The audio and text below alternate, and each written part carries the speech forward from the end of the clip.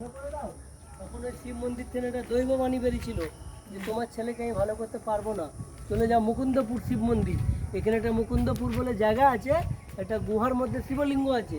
ওই শিবলিঙ্গটার মহত্ব হচ্ছে চৈত্র মাসে যখন শিবের গাজন হয় না, ওই শিবলিঙ্গটা গুহাতে অটোমেটিক 5-6 ইঞ্চি উপরে উঠে যায়। যতদিন গাজন হয় ততদিন থাকবে, গাজন শেষে যাবে উনি নিজেই আস্তে আস্তে নেমে যাবেন। কারণ ঠাকুরের মা দক্ষিণেশ্বরে মায়ের দর্শন পেল, শান্ত হয়ে গেল। এই ডাক্তার ঠাকুরকে এনে কয়েকবার উনি ট্রিটমেন্ট করেছেন, ওনার একটা ডিসপেন্সারি ছিল, যেহেতু ঠাকুর কিনা ট্রিটমেন্ট করেছেন বলে এখন একটা দুর্গা মণ্ডপ হয়, দুর্গা পুজো হয় এখানে। এই সিনাসেন কবির এই ডাক্তার ছিলেন। ঠাকুর যেমন হৃদগোদের ক্যান্সার রোগ নিয়েছিলেন, এখানে যে ট্রিটমেন্ট করেছিলেন, যেন জাতপাত মানতেন না, উনি সব জায়গায় যেতেন। ঠাকুরের আমলে মন্দিরটা প্রতিষ্ঠিত বলে সব হিন্দু লোকেরা এখানে পুজো করে। আপনি সরে আসুন। না আমি ঠিক আছে।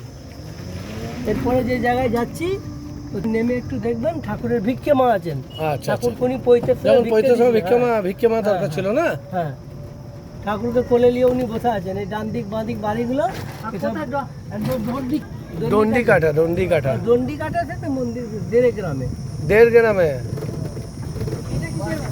এটা ধনিকা মান্নির বংশধরদের বাড়ি। এটা কর্মকার পাড়া, এটা কর্মকার লোহার ট্রেন সব সোনার হয়ে গেছে, সব সোনার বেলা হয়ে গেছে। এইটা হচ্ছে ধনিকা মান্নির বাড়ি। এইটা আরে ওনাদেরও বলুন না সঙ্গে সঙ্গে থাকতে, ফোন করে বলেছেন না ওনাদের আমার সঙ্গে সঙ্গে থাকতে। আমাদের দুটো রাস্তা আছে, ওই রাস্তা দিয়ে এ বাবা পরিবার একই পরিবার, আমরা সব আলাদা আলাদা হয়ে গেলাম। ও বুঝিয়ে বলে দেবে, থাকা তো আমাদের সঙ্গে উচিত না। তাহলে একসঙ্গে কেন হড়বড় করে বেরিয়ে গেল? ফোন করে বলুন, বলে দিন না, ফোন করে পেয়ে নি কোথায় আপনারা, একসঙ্গে যাবো তো আমরা। দুটো আলাদা আলাদা পার্টি কি?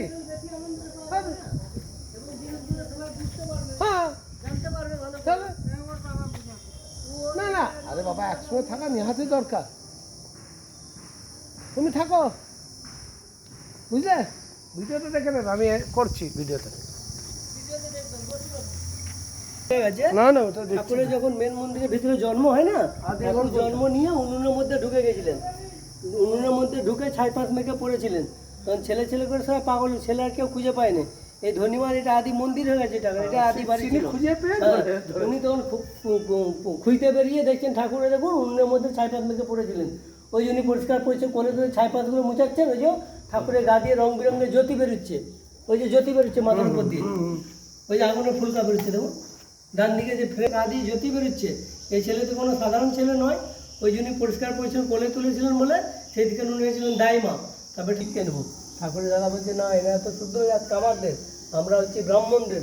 তোকে কোথায় পৈতের সময় ভিক্ষে নিতে গেলে প্রথম ভিক্ষে ব্রাহ্মণের মেয়ে হাতেই নিতে হবে। ঠাকুরই বলেছিলেন দেখো দাদা মায়েদের না কোনো জাত হয় না, মা তো মা, মায়ের আবার কি।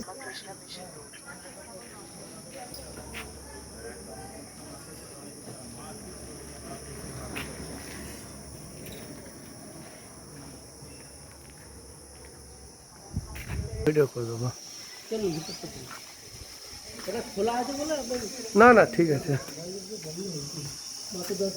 ভিক্ষামার মন্দির, এটা ভগতানী মায়ের মন্দির। দক্ষিণেশ্বরে মা ভগতানী আছেন, সেটা রংটা কালো, এটা কৃষ্ণকালী শ্যামা রঙ। তুমি যেমন আমার দাদা, আমার সারা জীবন দাদাই লাগবে, আমি কোনোদিন কথা বলিনি। এই মন্দির থেকে দৈব বাণী বেরিয়েছিল আমি তোমার ছেলেকে ভালো করতে পারবো না, চলে যাও বুড়ো শিবের মন্দির। ওই বুড়ো শিবটা চৈত্র মাসে গাজনের সময় যা আছে তার থেকে 600 ইঞ্চি উপরে উঠে যায়। মন্দিরটা দেখছি এখন নাই, কালী পুজোর সময় পুজো হয় মূর্তি দিতের জন্য কাঠামোটা রাখা দাঁড়িয়ে জন্য। আর দাঁড়িয়ে লাভ নেই আমাদের।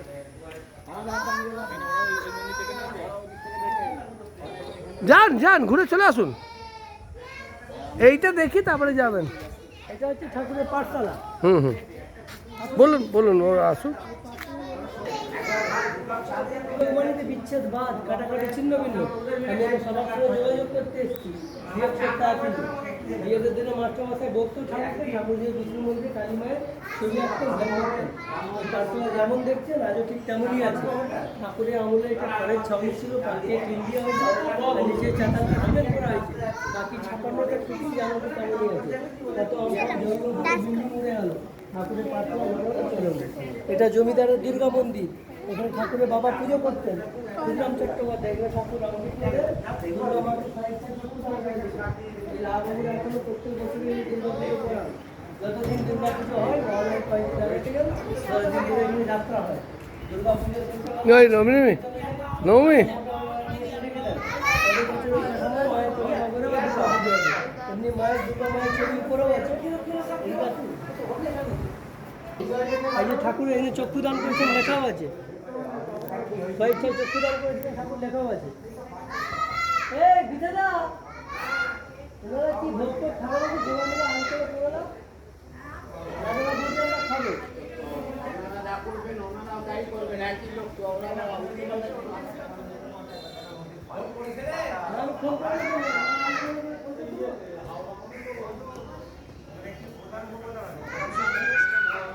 ঠাকুরের বাবা কাজ করে দিয়েছিল।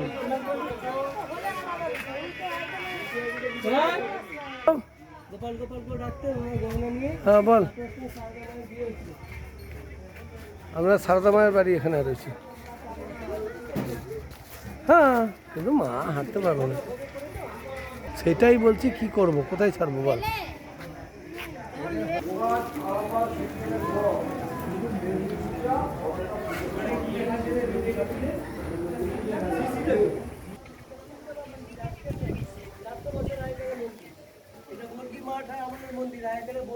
জমিদারদের বাড়িতে আক্রমণ করতো, এই লাভগুলো গয়নাঘাটি নিয়ে আন্ডারগ্রাউন্ডে লুকিয়ে পড়তেন, আবার চলে গেলে বেরিয়ে আসতো।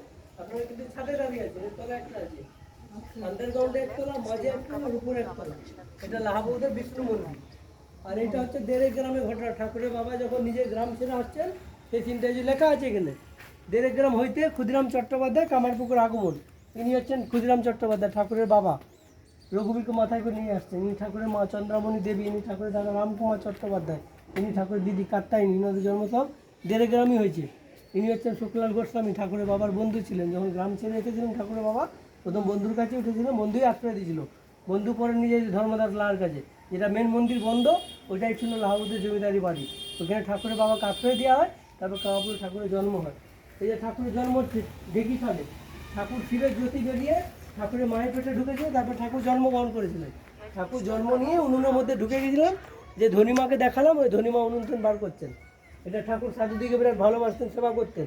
এই সাধুরা যখন এই পথ দিয়ে গয়াকাশী বৃন্দাবন যেতেন, ঠাকুর তাদেরকে ডেকে নিয়ে এসে রান্নাবাড়ি করে খাওয়াতেন, ওনাদের মুখতেন, ঠাকুরের গল্প শুনতেন, তারপরে পাঠাতেন।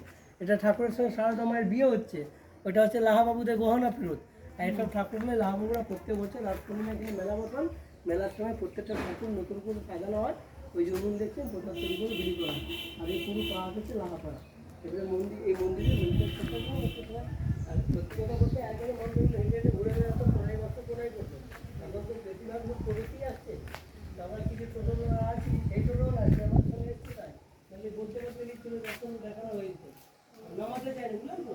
ওই দিন নাম মতো বসতে বলছে, তোরা যে মন্দিরগুলো ঘোরাচ্ছিস মানুষগুলো, নামতে দিচ্ছিস না, সবাই বাপু চাকরি করেও দাঁড়িয়ে আছে, দেখানো হয়ে যেত। সেটাই তো আপনাকে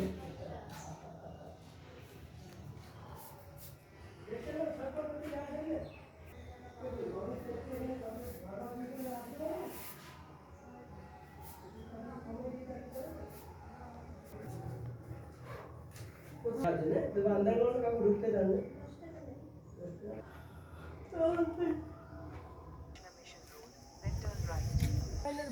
হ্যাঁ বাড়ির কর্তাবাবু খুব অহংকারী মানুষ ছিলেন। হ্যাঁ উনি বলেছিলেন বইয়ে দিকে কোনোদিনও পর পুরুষের মুখ দেখতে দেবো না। হ্যাঁ ঠাকুর বলেছিলেন, শালা তোর এত অহংকার, তোর অহংকারটা আমি চূর্ণ করবো। তখন বউ সেজে ঢুকে বইয়ের মুখ দেখেছিলেন, নাচ গান করেছিলেন। যত রাত হচ্ছে গদায় গদায় করে ঠাকুরের দাদা খুঁজতে বেরিয়েছে, যাই দাদা করে গেলেন, কাপড়টা খুলে কর্তার হাতে ধরে দিয়ে বললেন, গেলাম, নাচ করলাম, গান করলাম, তোর অহংকারটাকে আমি চূর্ণ করে দিয়ে বাড়ি চললাম। দাদা উঠে পড়লো, এটা ছোটো আসছে বাড়ি, 250 বছরের বাড়ি। এই বাড়িতে ঠাকুর রামকৃষ্ণদেব বাল্যকালে এসে মহাভারত রামায়ণ গীতা পড়তেন। আর ওইখানে ঠাকুর শিবরাত্রিতে শিব সেজে নাটক করতে যেয়ে সত্যিকারের শিব ভর হয়েছিল ঠাকুরের উপরে। ডান দিকে যান, কালী দেখতে পাবেন। ডান দিকে।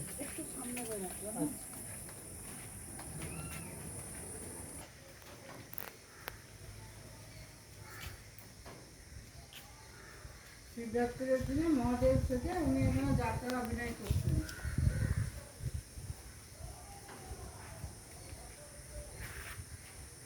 সবজায়গায় কালী মন্দির না শিব মন্দির।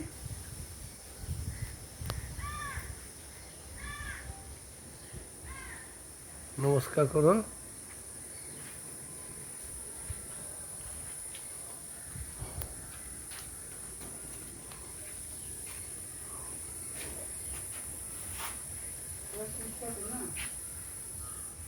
কত ধুলি পড়েছে বলে বাড়িটা ওনারা স্মৃতিতে রেখে দিয়েছেন। এটা কোনো সাধারণ জায়গা নয়, এটা খুব গুরুত্বপূর্ণ জায়গা। স্বয়ং দেবাদিদেব মহাদেব ঠাকুরের উপরে কিছুক্ষণের জন্য ভর হয়েছিলেন। এই জায়গায় আজকে আপনারা দাঁড়িয়ে আছেন। ঠাকুরকে আপনারা দেখতে এসছেন। ঠাকুরের সমাধি কালো মেঘে সাদা বক দেখে ওই গাড়ি পার্কিংয়ে। দ্বিতীয়বার হয়েছিল এখানে 51 ফিটের একটা পিঠ আছে আপনার বিশালাক্ষী মায়ের মন্দিরে। আর তৃতীয়বার হয়েছিল এখানে তীর্থে যাত্রা করতে গিয়ে। এই জায়গা হচ্ছে এটা, ওই জামালটা পড়ে আছে বনটা, ওইখানে ওনাদের একটা বিষ্ণু মন্দির ছিল। অ্যাকচুয়ালি বিষ্ণু মন্দির যখন ভেঙে গেছে তার ছবিটা যদি আরেকটা আশ্চর্য জিনিস দেখুন বুঝি, সেটা হচ্ছে 4, 5, 6, 7, 8, 9, 10 পায়েল পেটি না মুখের চোখে জল, এক হচ্ছে মানুষের অহংকার। এগুলো একটা খুব বড় হয়তো বিজয় চলবে না, তো চলতে হবে।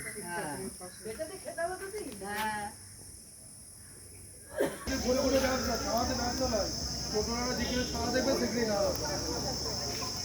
এই ওখানে পুকুরটা দেখো কত সুন্দর।